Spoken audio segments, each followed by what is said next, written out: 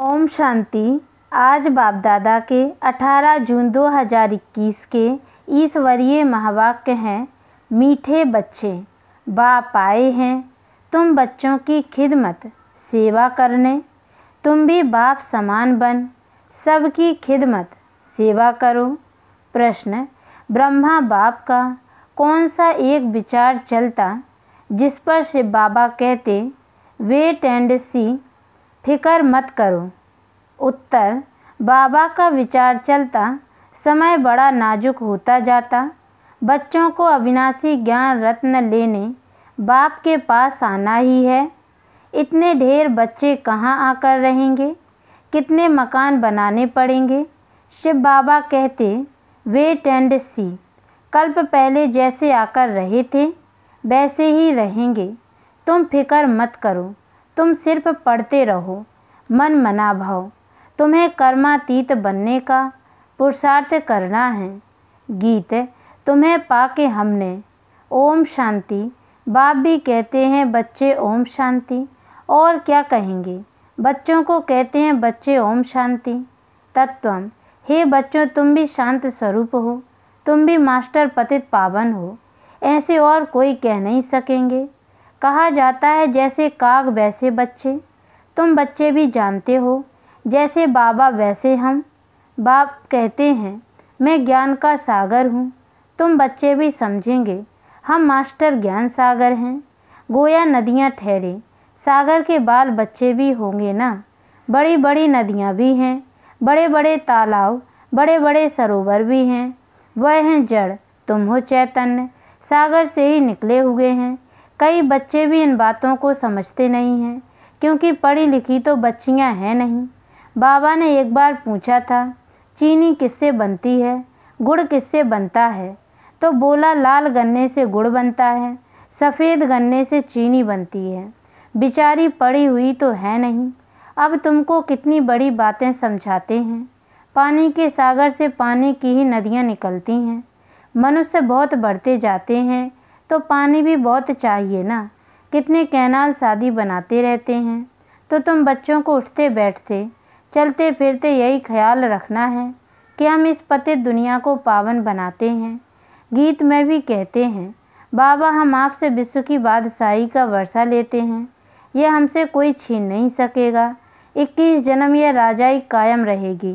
बेहद का बाप आकर बेहद का राज्य भाग्य देते हैं।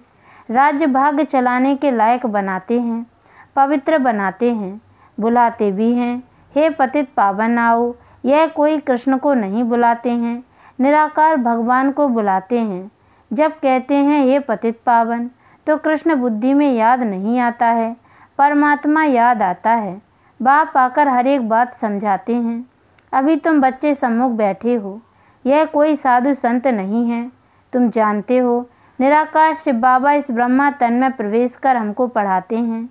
गायन भी यह परम पिता परमात्मा ब्रह्मा तन द्वारा आदि सनातन देवी देवता धर्म की स्थापना करते हैं।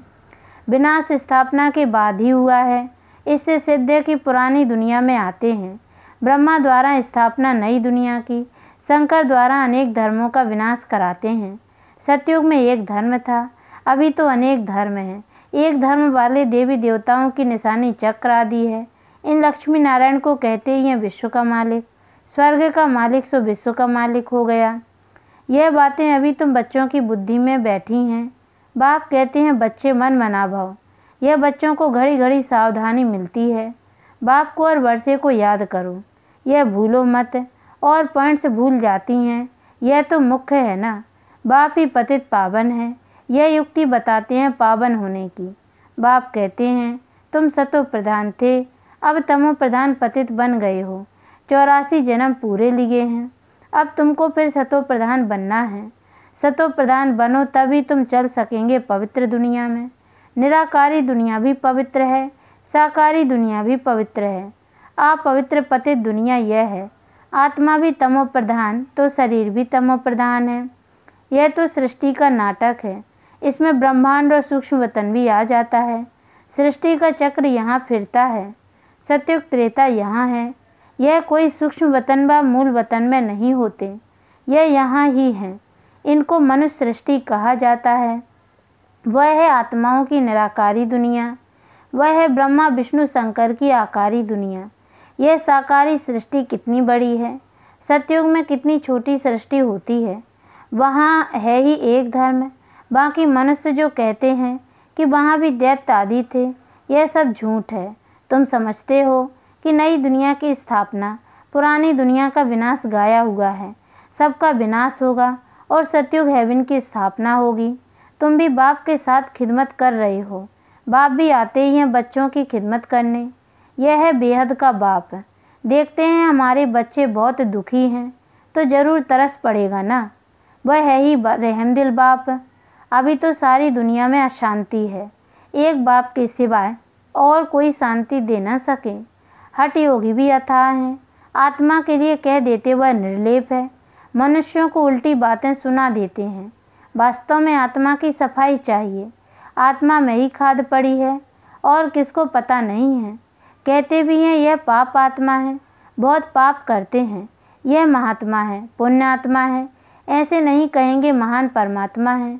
सन्यासियों के लिए कहेंगे पवित्र आत्मा है, क्योंकि सन्यास किया हुआ है। अब बाप समझाते हैं आत्मा को पवित्र बनाने वाला सिवाय एक परमात्मा बाप के और कोई हो नहीं सकता।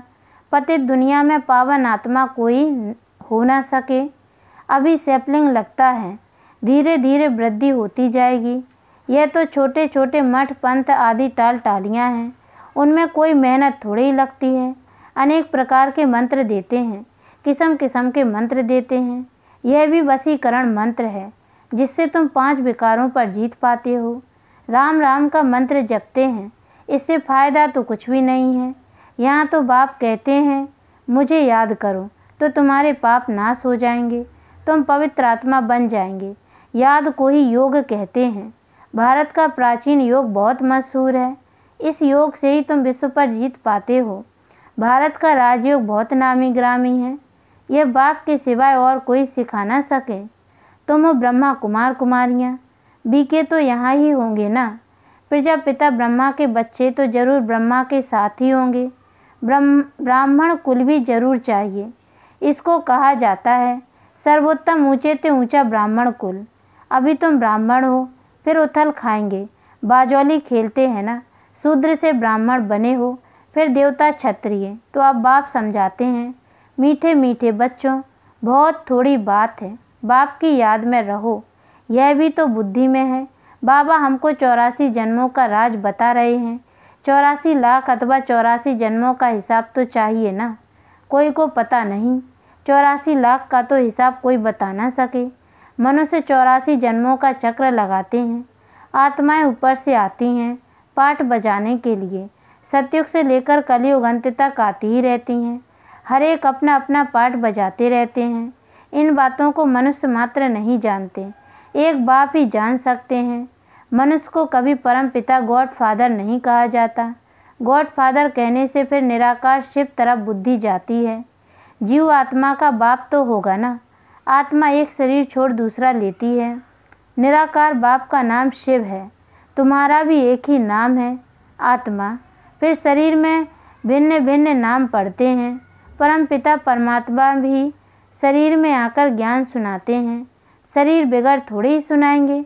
तो बाप समझाते हैं कि इनका तो अपना नाम है, मेरा शरीर का कोई नाम नहीं है। ना मैं पुनर्जन्म में आता हूँ, मैं इनमें प्रवेश करता हूँ। इनको भी मालूम नहीं पड़ता है, कोई तिथि तारीख नहीं। हाँ, मैं कल्प के अंत अर्थात रात में आता हूँ। अभी रात है ना। यह है ही पतितों की दुनिया। मैं आता हूँ पावन दुनिया अर्थात दिन बनाने। यह भी नहीं जानते कि बाबा ने कब प्रवेश किया। हाँ, बिना साक्षात्कार किया। बहुत ध्यान में जाते थे, वह कोई तिथि तारीख बेला नहीं निकाल सकते।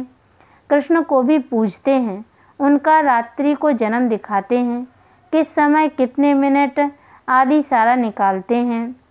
बाप कहते हैं मैं तो हूँ ही निराकार। जैसे और मनुष्य जन्म लेते हैं वैसे मेरा जन्म थोड़े ही होता है।